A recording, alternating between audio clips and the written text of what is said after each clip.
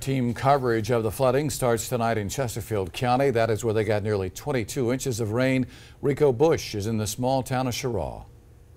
Over the next few days, flooding will be a major issue here in Chesterfield County. People who live in this small town of Cheraw say they are concerned for their safety as waters continue to rise. This is one area that has already flooded. Take a look here. This is Riverside Park. It's just feet away from the PD River. The entire park is underwater. As you can see, debris is also seen flowing in the river. Here at Cheraw, roads are impassable. In some cases in the county, roadways are breaking apart. Throughout the day, people in town have been coming to this park to take pictures and video of the historic flooding.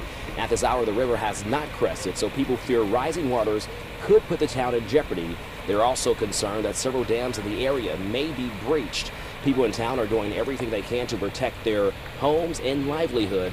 Meanwhile, after all this water has washed away, it could cost the state millions as they try to clean up all of this damage. In Chesterfield County, Rico Bush.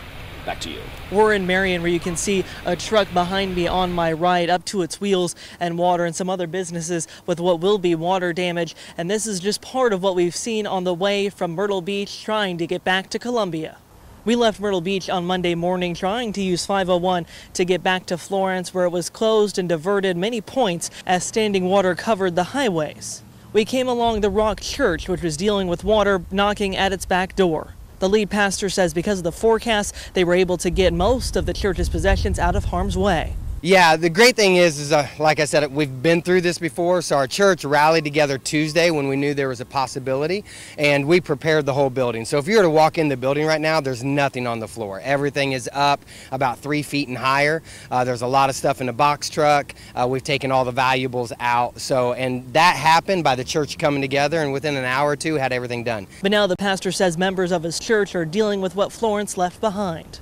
Definitely, we've got some church members that are dealing with it, and we've got some people out helping them. But you know, we live in a water-based community. You know, we got lots of rivers, lots of swamps, and the ocean in our backyard. So, you know, you kind of have to prepare for things like this. In Mullins, we found light flooding on a residential street and near the Dollar General at a construction zone. In Marion, we found more water covering the roadway near the prison camp and dog and cat shelter.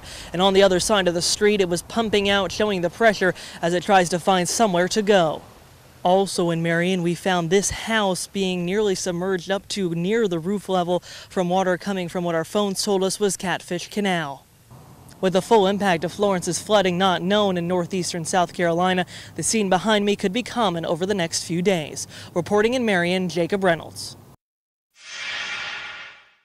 There may be blue skies in Darlington County in South Carolina, but they're still dealing with the aftermath of Florence. As you can see behind me, the road here washed out on Sunday, New Hopewell Road, and a lot of the trees fell down in the way, and there's a creek right under that spot. People in the area tell me that this road has washed out a couple of times before, but this is the worst that they've ever seen. This is the first time, at least to my knowledge, that the road has ever caved in and it's been completely inaccessible.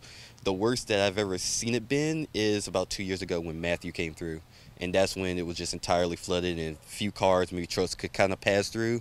But this is definitely the worst. Road crews came out here on Monday morning to assess the damage and see what work can be done in the future. And the people that live in this area hope that that work can be done soon. We'll have to see what water washes down from North Carolina and see how it's going to impact the area. In Darlington County, I'm Nick Jones.